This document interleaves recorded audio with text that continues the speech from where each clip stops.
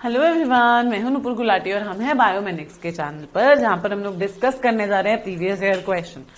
जल्दी जल्दी पढ़ना स्टार्ट करेंगे क्योंकि हम लोगों का जो एग्जाम है वो 10th ऑफ अप्रैल को है 2022 का। तो इससे पहले हम लोग एटलीस्ट प्रीवियस ईयर कवर कर लेंगे सो दैट कोई भी क्वेश्चन हमारा छूटे नहीं। तो चलिए स्टार्ट करते हैं।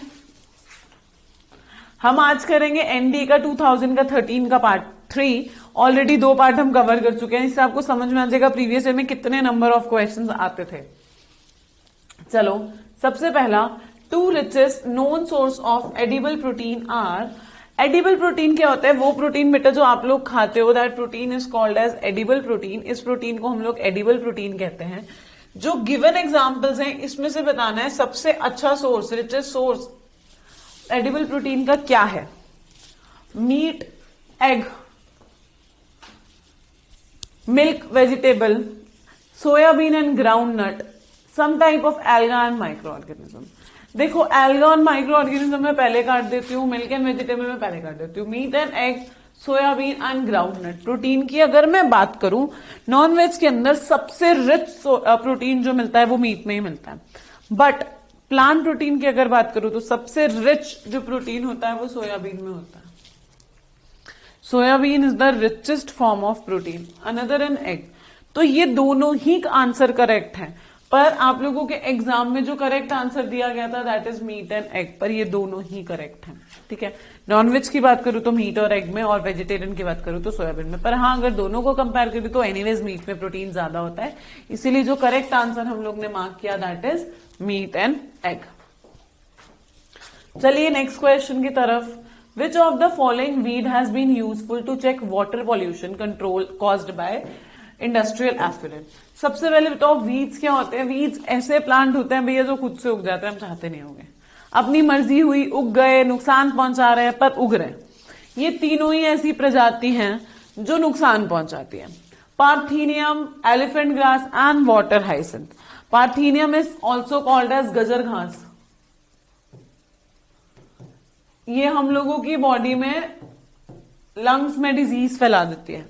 Elephant grass white disease cause कर देता है ग्रास की फैमिली के अंदर, मतलब जितने भी आपके बैम्बूज हो गए या ये वाली फैमिली होगी, इसमें ब्लैक ब्लैक कलर के स्पॉट्स आ जाते हैं, इसको बोलते हैं एलिफेंट ग्रास।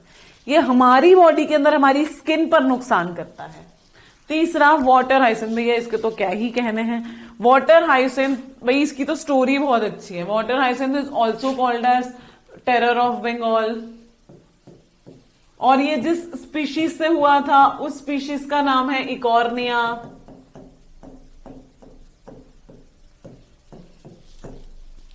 भाई हुआ क्या, एक कपल था जो बंगाल में रहता था। भाई अब हनीमून मनाने चले गया साउथ अफ्रीका। हनीमून मनाने गया तो वहां पर इसने देखा एक वाटर हाइसिंथ, एक प्लांट था जिसके बहुत सुंदर पर्पल कलर के फ्लावर थे। वो पर्पल कलर के फ्लावर उठाए और उठा करके घर पे ले आया, घर के पॉन्ड में ला करके लगा लिया। जब उसने घर के पॉन्ड में ला करके लगा लिया तो घर के पॉन्ड में लगाकर लाने के बाद में ये पूरा पॉन्ड में फैल गया। जब ये पूरे पॉन्ड में फैल गया तो पूरे पॉन्ड में फैलने के बाद इसने उठाकर बाहर फेंक दिया। अब ये बहुत बड़ी दिक्कत हुई, इसीलिए इसको टेरर ऑफ बंगाल कहते हैं, क्योंकि सबसे पहली बार जिस जगह देखने मिला वो बंगाल था। ये करता क्या है, ये बिल्कुल सरफेस पर उग जाता है। सरफेस पर आने की वजह से सनलाइट को ट्रैप कर लिया, पूरी सनलाइट ट्रैप हो गई इसके अंदर, सनलाइट को ट्रैप कर लिया, नीचे जाने नहीं देता। तो जो प्लांट के अंदर, पानी के अंदर प्लांट्स हैं वो मर जाते हैं, फोटोसिंथेसिस कर नहीं पाते हैं।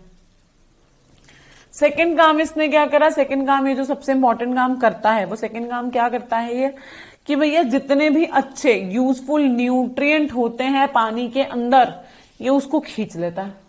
जितने भी यूजफुल न्यूट्रिएंट होते हैं पानी के अंदर ये सारे खींच लेता है। अब क्योंकि ये सारे खींच लेता है तो भैया न्यूट्रिएंट्स बचते नहीं है, चाहे काम के हैं चाहे नहीं है। जितने भी मटेरियल्स हैं इसको, जितने भी आयन्स उसमें प्रेजेंट होंगे सब खींच लेगा। उसमें यूजफुल भी चले जाते हैं, मतलब नॉन यूजफुल तो जाए हमें कोई फर्क नहीं पड़ता, पर यूजफुल भी चले जाते हैं।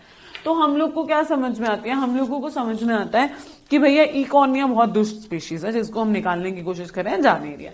अभी क्वेश्चन क्या पूछता है, इसमें से कौन सा पॉल्यूशन के लिए, वाटर पॉल्यूशन को चेक करने के लिए काम आता है।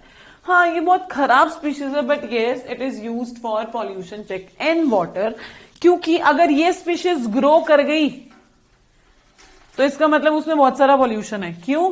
क्योंकि सारे आयंस को खींचती है, इसीलिए ये वहां इजीली ग्रो कर देगी। दूसरा, इसको एक और तरीके में बच्चा भी हम लोग यूज करने जा रहे हैं। ई कॉर्निया को निकाल कर जो गंदा पानी होता है ना उसमें डालने जा रहे हैं। उस गंदे पानी के अंदर ई कॉर्निया रहेगा और ये ई कॉर्निया क्या करेगा, उस गंदे पानी के अंदर से सारे आयंस न्यूट्रिएंट्स को खींचकर उसको साफ करेगा।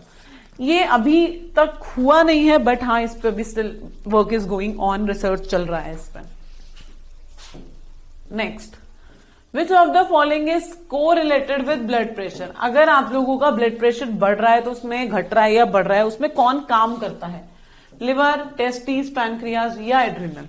लिवर का काम बहुत सारी जगहों पर है, पर लिवर का काम यहां नहीं है कि बीपी को मेजर करे। टेस्टिस का स्पर्म प्रोडक्शन, पैनक्रियाज के पास अपने इतने काम है कि भैया वो कहां से करे, और लिवर तो बेचारा वैसे ही परेशान है कि सारा काम नहीं करूं। तो इसीलिए ये काम कौन करता है? ये काम करता है हमारा एड्रीनल। एड्रीनल ग्लैंड के पास में एक स्पेशलाइज सेल्स होते हैं, वो सेल्स इसको पहचान लेते हैं कि भैया बीपी बढ़ रहा है, जाते हैं किडनी को शिकायत लगा देते हैं, भाई किडनी तू देख ले इसका बीपी बढ़ रहा है। तो किडनी क्या बोलती है? बीपी बढ़ रहा है तो सॉल्ट को बाहर निकालना शुरू करो, सॉल्ट ज्यादा हो गया मतलब सॉल्ट को फटाफट क्या करें, बाहर निकाले। तो ये क्या करने लगती है? सॉल्ट को बाहर निकालने लगती है। तो बेसिकली एड्रीनल का काम क्या है? बीपी बढ़े या घटे उसका ध्यान रखती है। इसको हम लोग क्या बोलते हैं? इसलिए तो हम इसको इमरजेंसी हार्मोन भी बोलते हैं। कोई भी दिक्कत, फॉर एग्जांपल अभी मैं आराम से खड़ी हूं, अचानक से सामने से एक बंदूक लेके बंदा आ जाए कि भैया निकलो आज सबको मारने आया, डर लगेगा ना उससे। भैया उसकी बंदूक से मैं मरू ना मरू, मैं डर से मर जाऊंगी। तो वो डर से मैं ना मरू, इसलिए एड्रीनल काम करता है अपने हार्मोन को रिलीज करके। चलिए चलते हैं नेक्स्ट क्वेश्चन की तरफ। Which of the following structure present in mammalian skin directly help in keeping the body warm? Body को गर्म रखने के लिए क्या काम करा जाता है? एक एक करके चलते हैं। पिगमेंटेड सेल्स, मतलब ये बात कर रहे हैं मेलानोसाइट्स की, जो पिगमेंट दे रहे हैं, मेलानोसाइट सेल्स। मेलानोसाइट सेल्स कौन से सेल्स होते हैं? जो एक तरीके का पिगमेंट देते हैं, जिस पिगमेंट का नाम क्या होता है? मेलानिन होता है। ये मेलानिन क्या करता है? आपकी बॉडी को कलर देता है। आपकी बॉडी का, आपकी स्किन का, देखो मेरी स्किन का एक कलर होगा, ये कलर आपकी मतलब किसी का डार्क होगा, किसी का लाइट होगा, किसी का और ज्यादा डार्क होगा, डिपेंड्स। तो अगर मैं धूप में खड़ी होती हूँ तो मेरी बॉडी क्या करती है? यूवी रेडिएशन से बचाने के लिए बाहर में पिगमेंट्स ले आती है। These pigments are called as melanin. इसी से आप लोगों के बालों का रंग भी काला है। अगर हम सारे के सारे मेलानिन को निकाल देंगे बेटा तो आपके गोरे होने के साथ साथ बाल भी गोरे हो देंगे। तो इसीलिए कौन से सेल्स होते हैं? Melanocyte cells. दूसरा बात करते हैं, दूसरा होता है स्वेट ग्लैंड। स्वेट ग्लैंड क्या होता है? स्वेट ग्लैंड बालों में कह रही हूं स्किन में स्वेट प्रोड्यूस करता है। स्वेट का काम क्या होता है? थर्मोडायनेमिक्स के सिस्टम में पार्टिसिपेशन करना। What sweat do? Sweat usually क्या करता है? स्वेट पसीना बाहर निकलता है, सरफेस पे आ जाता है, सरफेस ठंडी हो जाती है। सरफेस ठंडी हो जाती है तो ठंडी सरफेस होने की वजह से जब भी सनलाइट आती है तो उस हीट को वो बॉडी में नहीं जाने देता, क्योंकि उस समय क्या होता है? स्वेट बाहर निकल देता है, ताकि बॉडी अपने टेम्परेचर को मेंटेन कर सके। इसीलिए स्वेट ग्लैंड काम करता है। तो इसका करेक्ट आंसर क्या है? स्वेट ग्लैंड है, यानी कि पसीने की ग्रंथि है। लिम्फ वेसल्स का काम क्या है? पूरी बॉडी में जो प्रोटीन, जो न्यूट्रिशन एक जगह से दूसरी जगह पर सप्लाई हो रहा है, वो क्या कर रहा है? हमारा लिम्फ टिश्यू कर रहे हैं। ये एक जगह से दूसरी जगह पर प्रोटीन को सप्लाई कर रहा है। दूसरा है ब्लड कैपिलरीज। ब्लड कैपिलरीज में क्या आ गया आपका? ब्लड कैपिलरीज में आपका आर्टरीज, वेन्स और माइनर कैपिलरीज आ गई। ये कैपिलरीज का काम क्या है? ट्रांसपोर्ट करना बॉडी के विद इन द बॉडी, एक जगह से दूसरे ऑर्गन तक ट्रांसपोर्ट करना, हार्मोन्स को ले जाना, न्यूट्रिएंट्स को ले जाना, प्रोटीन को ले जाना, सारा ये वाला काम करता है। तो इसका correct answer is sweat gland.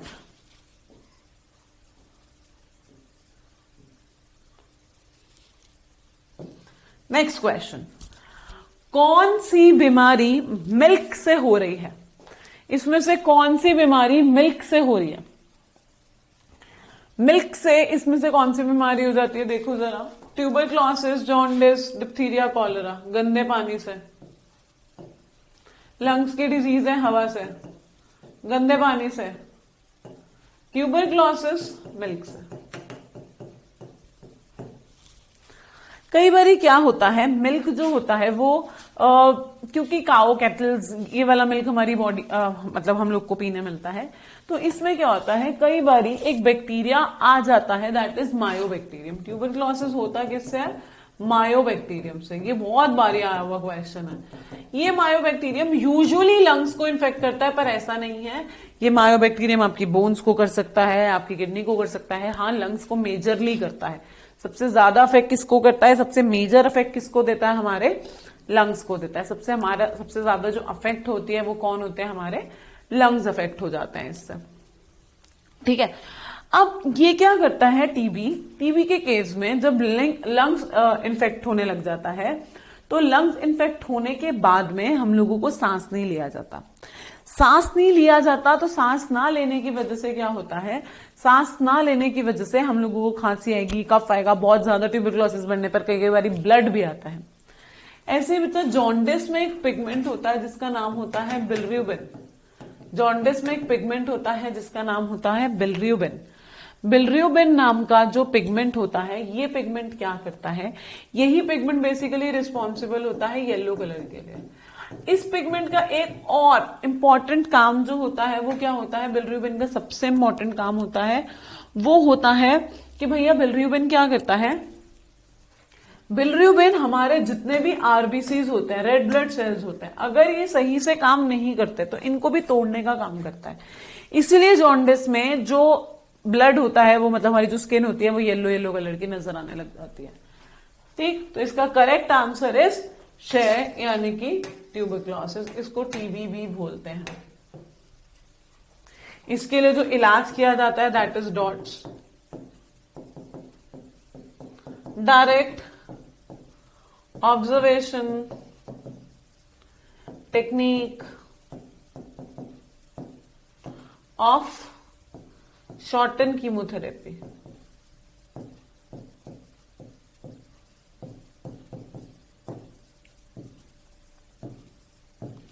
इसके लिए जो इंजेक्शन दिया जाता है that is BCG, bacillus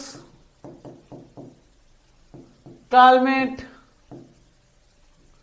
Guérin.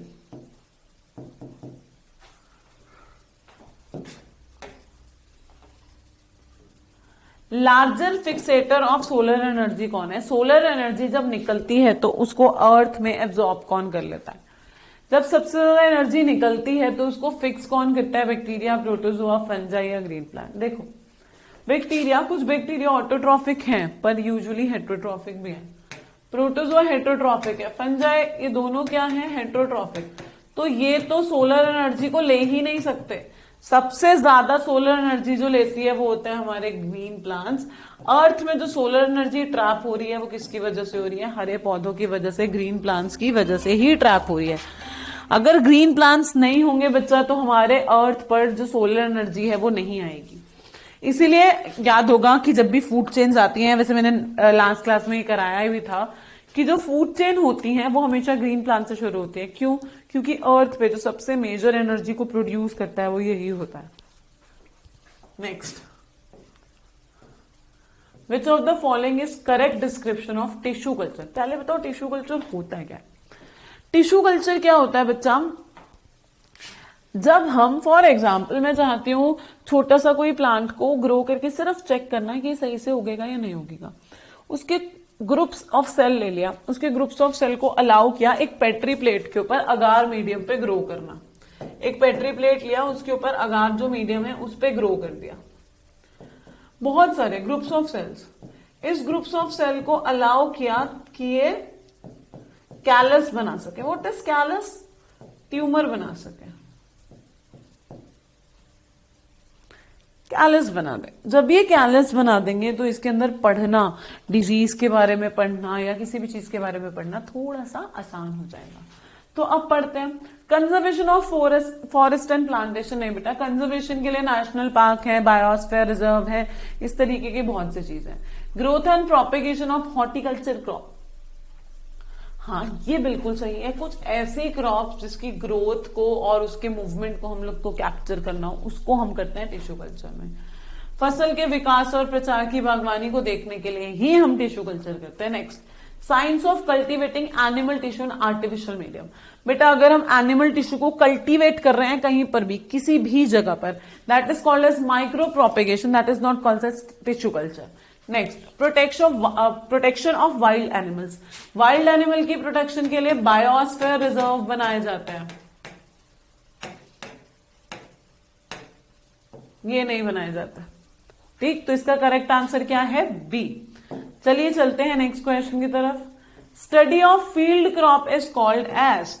Field crop soil हो गई, खेतों में कैसे कौन सी क्रॉप उगनी है, सॉइल में क्या होना चाहिए, कौन सी क्रॉप किस तरीके से उगती है, इसका ध्यान रखने के लिए कौन सी फील्ड होती है, एक एक करके चलते जाते हैं।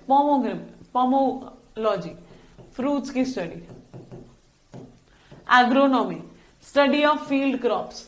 इसके अंदर सॉइल, इसके अंदर फ्रूट्स, इसके अंदर वेजिटेबल्स, इसके अंदर टेम्परेचर, इसके अंदर हैबिटेट, सब कुछ पढ़ लेते हैं। मतलब मैं सिंपल एक शब्द में बोलूं तो study of agriculture is agronomy. Agriculture की स्टडी को क्या बोलते हैं? एग्रोनॉमी कहते हैं। फ्लोरिकल्चर से तो आपको समझ में ही आ रहा है, फ्लोरिकल्चर मीन्स फ्लावर। ओलेरिकल्चर क्या होता है? जो स्पेशलाइज सिर्फ वेजिटेबल्स पे बात करता है ना, जो सिर्फ वेजिटेबल की कल्टीवेशन पे बात करते हैं, उसको ओलेरिकल्चर बोलते हैं।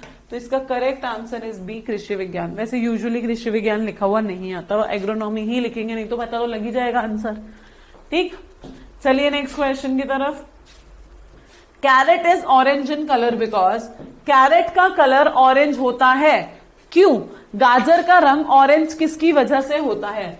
It grows in the soil. भैया सारी जो वो होती हैं फ्रूट्स वेजिटेबल्स सॉइल में उगती हैं। हाँ, अंडर द सॉइल कैरेट होते तो गाजर भी होती है, गाजर होती तो मूली भी होती है, तो सबका कलर ऑरेंज होना चाहिए।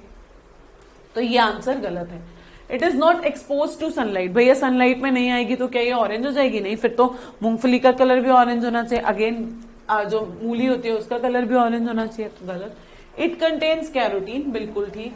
ये एक्चुअली बीटा कैरोटीन रखती है। बीटा कैरोटीन एक ऐसा पिगमेंट होता है जो फल फूल सब्जियों को येलो या ऑरेंज कलर दे देता है। तो इसमें क्या है? It contains beta carotene. The entire plant is orange in colour, नहीं, उसके ऊपर जो ग्रास आती है that is green in colour. तो इसका करेक्ट आंसर है सी, इसमें कैरोटीन होता है। Next, select bio fertiliser in the following. Bio fertiliser क्या है? ऐसा फर्टिलाइजर जो किसी भी केमिकल सब्सटेंस से ना बना हो, जो अपने आप बने, अपने आप काम करे, जिसका कोई साइड इफेक्ट ना हो। तो इसमें बायो फर्टिलाइजर कौन सा है? कंपोस्ट, जिसको आप लोग खाद बोलते हो, मैंने और या जो आप बनाते हो। Ammonium sulphate, cattle dung, blue green alga. Compost आपको बनाना पड़ता है। अमोनियम सल्फेट केमिकल है, कैटल डंग आप लोग मैन्योर बनाते हो। But alga and blue green alga खुद ऑर्गेनिज्म है, आपको कुछ नहीं बनाना पड़ता, अपने आप नाइट्रोजन फिक्सेशन कर देता है। बस आपको क्या करना होता है? कुछ कीड़े ला करके डाल देने होता है। नहीं भी डालोगे, इसके टेम्परेचर की वजह से खुद उग जाएंगे। इसका काम क्या है? नाइट्रोजन का फिक्सेशन करना। इंपॉर्टेंटली क्या करते हैं? नाइट्रोजन को फिक्स करते हैं। चलिए फिलहाल इस क्लास को फिनिश करती हूँ यहीं पर। मिलेंगे नेक्स्ट क्लास 2012 के क्वेश्चंस के साथ। तभी तक के लिए हम लोग इस क्लास को रोकेंगे और मिलेंगे नेक्स्ट क्लास न्यू टॉपिक के साथ। तभी तक के लिए टाटा, बाय बाय।